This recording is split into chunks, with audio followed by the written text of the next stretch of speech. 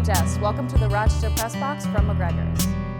The Rochester Press Box is brought to you by McGregor's Grill and Tap Room, now with 6 locations, including the newest at East and Alexander, featuring in-house catering for parties. McGregor's, a beer lover's paradise.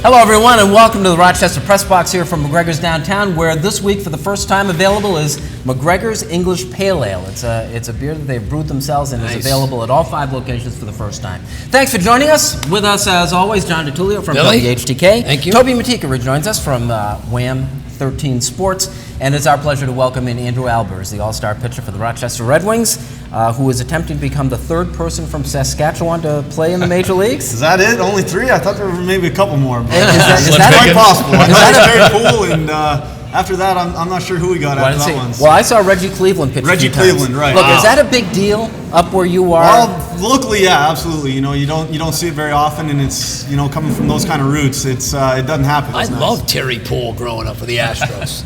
Good outfielder. Well, I actually saw Reggie Cleveland. Made All-Star game.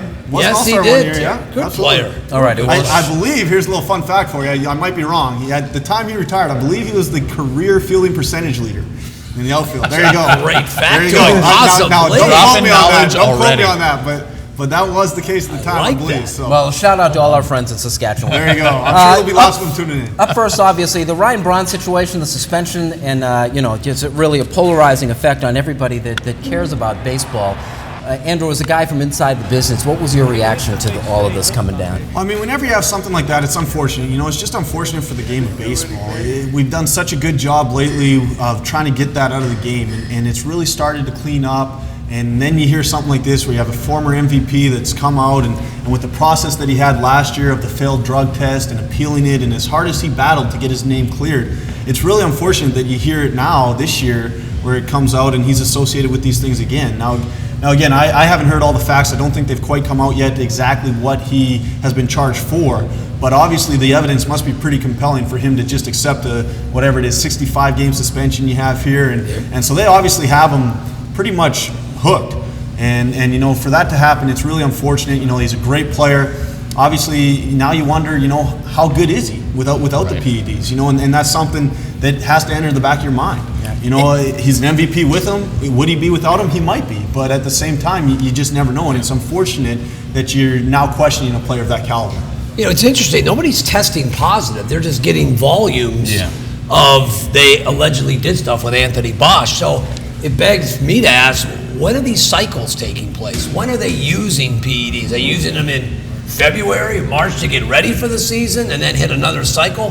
So nobody's actually tested positive. They just have volumes of Anthony Bosch and whomever the players are, whether it's Nelson Cruz, Johnny Peralta, and Alex Rodriguez. Who knows? What I'm really interested to see, especially with a guy like Braun, is he kind of did the whole Lance Armstrong approach to it and denied it so adamantly. He just came out in front of it and was like, this is not me. Shame on everyone who's trying to put this on me. And we're willing to forgive and forget. The guys who own it, Andy Pettitte, you almost forget that this ever happened to him once upon a time at this point because he owned it.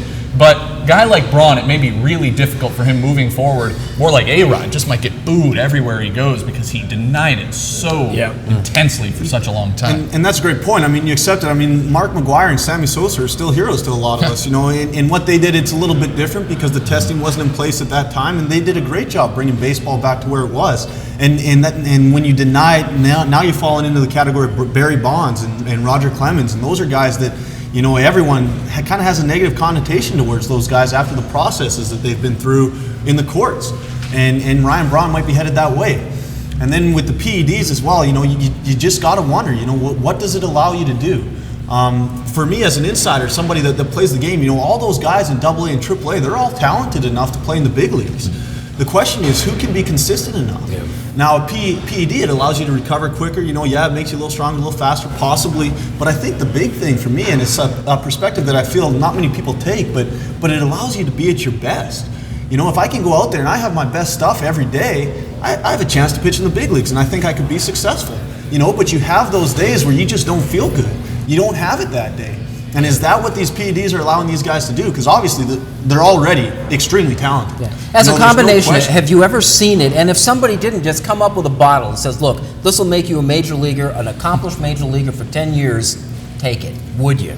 Could you? That's a great question. And you know, here's the thing, and that goes down, everyone has their morals and their ethics. And here's the situation for you. How many people in their right mind, you know, if they came up and I said, okay, this is the difference between making $1 million a year, making $10 million a year. It may affect your health, it may not. It's not going to send you to jail, okay? You're not going to jail for it. You might get 50 games, okay? You might get 50 games for it. You might lose a third of your salary for 1 year, okay? But you're going to get this 5-year, $50 million deal. If you don't take this, you're going to get a 5-year, maybe $10 million deal. For you, isn't your reputation the biggest downside, though? I mean, for any of us, and we've talked about, you know, the same serum making us better sportscasters. But if you come from nothing, who cares?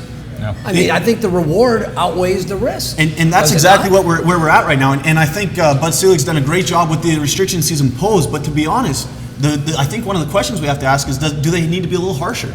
I mean, I'm not saying a one strike and you're done deal, because there can be accidents. You know, you can be taking something that you don't know what's in it. You test positive. That can happen. It does happen. Some of those things, if they're not NSF certified, you don't know what's in them because they don't have to list them on the label. You know, we're taught about all these things in spring training, and sometimes you take them. One guy tested positive for a cold medicine.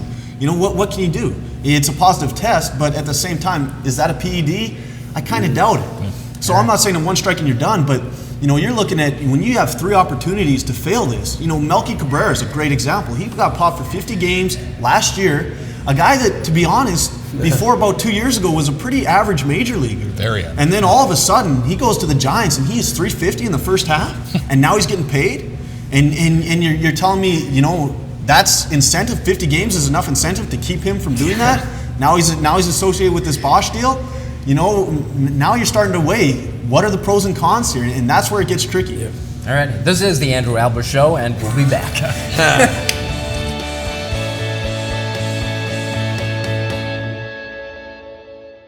Hi, I'm Kaylee, and you're watching the Rochester Press Box from McGregor's.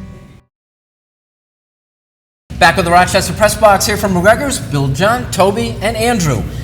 We've been talking about PEDs. I think it's an established fact that we take this a lot more seriously in baseball than we do in football for some reason. Why do you think that is, Toby? Violence of the game. It's the violence. I think in football, we pay to see big, strong, fast guys clobber each other.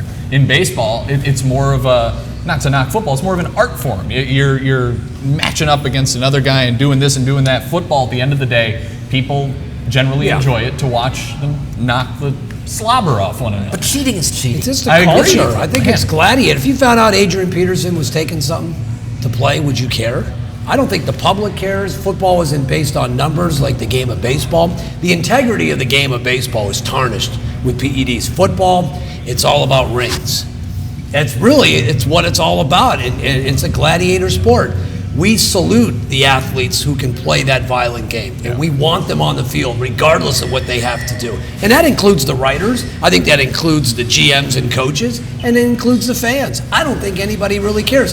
The NFL agreed to do HGH testing 2 years ago in the new CBA. They've yet to implement it. Tells you how serious they are about PEDs. They're making some progress. I think that's due to what's happening in baseball, actually. And John, I think you touched on it. I think the big difference there is the history.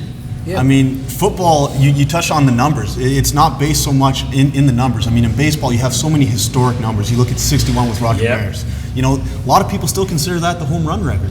Even though you have, you know, Sosa was 68, McGuire was 70, Bonds was 73, you know, all those guys.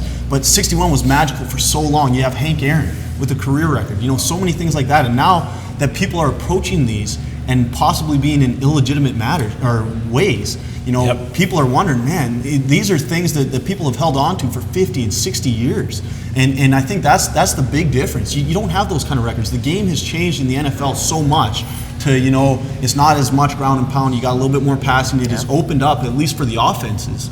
Whereas in baseball, you're still 60 feet 6 inches away. And yeah, the guys are a little bit bigger, the baseballs have changed, the ballparks have changed a little bit, but the very basics of the game are still the same. And they have been for the last 100 years. And I think that's what people hold on to so much, and they want that to stay pure. There's an awful expression that says, if you're not cheating, you're not trying. I don't know that that applies anymore, but go take the shot. We certainly give football a pass. I mean, Thurman Thomas would run in and take a shot because he knew Jim Kelly would do the same thing.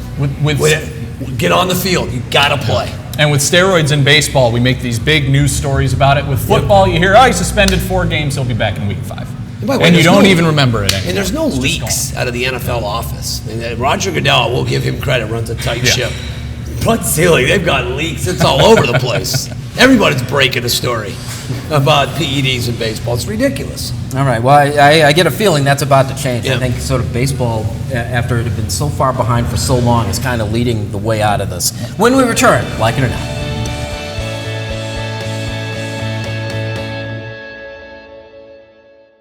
Hi, I'm Alexa. You're watching the Rochester Press Box from McGregor's.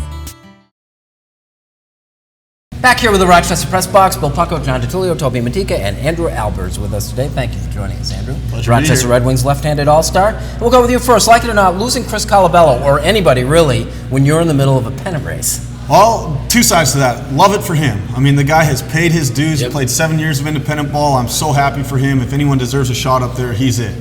From the team, no, I don't like it. You know, he's been the backbone of our offense all year. He's been outstanding. Every time we need a big hit, he seems to be the guy that comes up with it.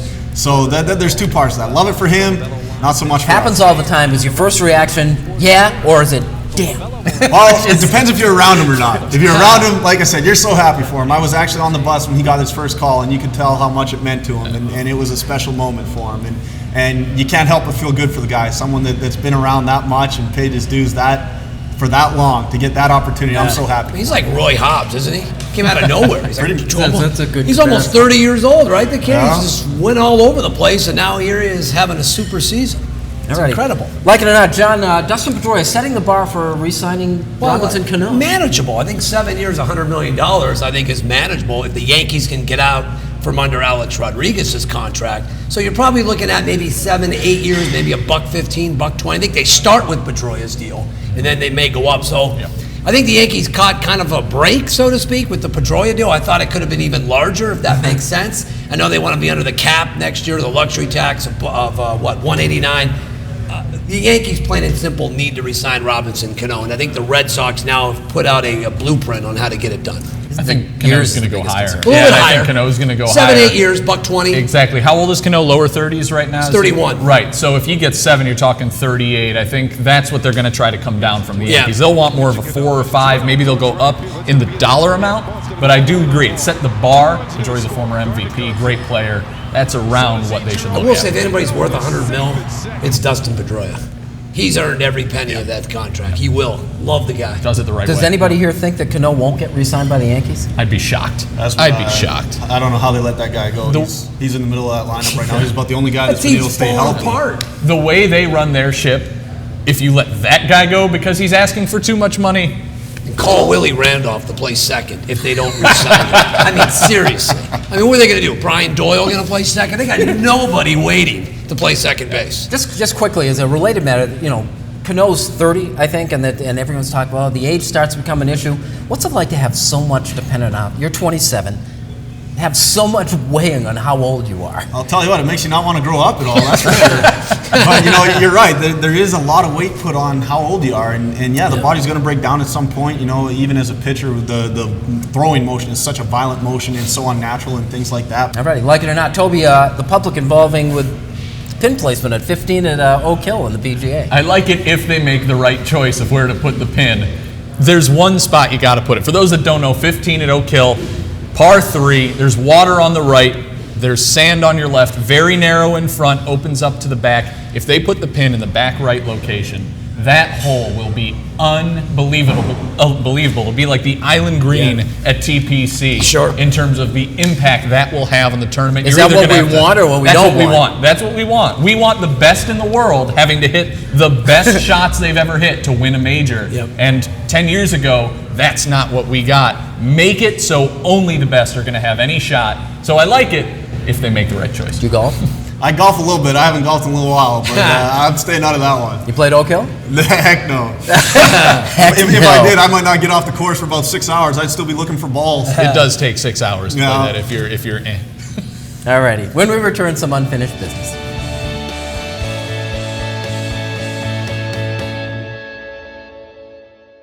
Hi, I'm Haley, and you're watching the Rochester Press Box from McGregor's. We're back with the Rochester Press Box, unfinished business, and Sean always starts us. You know, one of my favorite singers, songwriters, Carly Simon, used to sing "Nobody Does It Better." Those lyrics apply to Oak Hill. When it comes to throwing a party, throwing a big-time event, nobody does it better than Oak Hill. If you're talking about the greatest sporting events Rochester's ever hosted, or the best sporting event, the '95 Ryder Cup is at the top. Oak Hill and Craig Harmon nail it every time. This year, in about 2 weeks, the PGA Championship is back in Oak Hill for the first time in 10 years. You look at all the great memories from 1956, Gary Middlecoff winning the U.S. Open, to Lee Trevino winning the first of his 6 majors at Oak Hill in '68, holding off Jack Nicklaus. The Golden Bear has 18 majors. People don't know his 17th major came right here at Oak Hill in the 1980 PGA Championship. And then Curtis Strange winning the '89 Open. Great memories. The only memory I'm not fond of is Sean McKeel winning the '03 PGA Championship. Okay? We've had the '98 U.S. Amateur, the 2008 Senior PGA Championship, the golf, Tiger Woods, Phil Mickelson, and where better to have it than at one of the crown jewels, not only in the United States, but in the world, in Oak Hill, and it's right in our backyard. I always felt that Sean McKeel tournament was just too difficult. The course won. Yeah. When guys like Sean McKeel win, it's like everybody just put up the white flags that day. Andrew, you got something for us? For me, we're talking about the PEDs and talking about everything that's gone wrong, but I guess for me, I just want to mention all the guys that are doing it the right way. Too often we forget about them in the media. We forget all about the guys like your Joe Mauers and your Justin Morneaus and guys like Derek Jeter. Those guys that go about their business every day and they do it the right way. And I mean, they've worked their butts off for so long, working so hard, and to get where they have. And I don't think those kind of guys get celebrated often enough here in the media because we just focus on the negative. So for me, it's all about thinking about those guys, the guys that have paid their dues, the guys that have gone about it the right way, and that are having a lot of success. And my hat's off to those guys. They deserve it, and I'm really proud of some of the guys that we have in the game of baseball today that just continue to be great people on the field, great people off the field, and just wanted to put that out there. Who are some of those guys in your clubhouse? Well, on our team we got all kinds of guys. I think we got a great group there. We got some guys like Jeff Clement and Eric Fryer. Doug Bernier was there. Colabello, Butera. I mean, I think that's part of the reason we've been able to have some success lately. Is we just have great guys in the clubhouse, and they're doing a great job. We're starting to come together, and it's been a lot of fun playing baseball with those guys lately. Tremendous. Toby? Major League Baseball trade deadline's coming up pretty quick here. The Yankees' latest rumors are attached to guys like Alfonso Soriano. Don't do it. It's time. I know New Yorkers don't necessarily want to hear this. Yankee fans don't like this word, the word rebuild. Robinson Cano's a free agent. He's a guy you can build around, but after that, I feel like that window is closing. And for the Yankees, no more one-year contracts with 36, 37-year-old veterans, no more two-year deals with 33-year-olds who've seen better days. Rebuild that farm system. Do it the right way, the way you did it in the 90s when you won all those World Series titles. Because for New York, suddenly you're looking at one World Series championship in the last 14, 15 years, and it doesn't look like there's another one on the horizon. Do it again. Get another Derek Jeter. Get those guys to come up through the system. Get another Rivera if there ever will be one again. And just make it happen. Yeah, like those guys are growing on trees, right? Their farm system isn't that bad. They have some good players in Scranton, as well as in Trenton. They're not too far away. Haven't played against them. They got some guys. But now don't trade those guys for an Alfonso Soriano. And that'll be the interesting They thing. could get Michael Pineda back, which is a guy they traded away a lot of good young players in exchange, and they hopefully get Pineda back before the year's out. I've got something related. I began the week on an island, being one of the few, maybe the only person who was looking forward to Alex Rodriguez returning in a Yankee uniform. Keep in mind that I grew up with the idea of Billy Martin and Reggie Jackson fighting in the Fenway Park dugout, Greg Nettles dislocating Bill Lee's arm, the home run in 2003 by Aaron Boone, the 2004 comeback by the Red Sox, and Pedro throwing down Don Zimmer and Veritek giving A-Rod what else at home plate. There was some beneficial hate involved. These days The Yankees are playing Sweet Caroline at the ballpark. The Red Sox thank them by playing New York, New York, and the Red Sox fans are giving Mariano Rivera a well-deserved standing ovation. There's just been something missing there, and I really felt that Alex Rodriguez would bring the hate back into that rivalry. Well, with all that's happened in the past week, really, I've kind of come around and decided I can do without him too. All right? You almost had him if the Players Union didn't block the trade. I keep thinking in about 04. Yeah. They blocked the trade. This all could be happening to Boston. Exactly. John, thank you. All right, Billy. Toby, good to have you Always, back. yeah. Andrew Albers, you were great. We'll do this again sometime, all right? Sounds great. Look forward to it. Thanks for joining us. This is the Rochester Press Box from McGregor's Downtown, and we'll see you next week.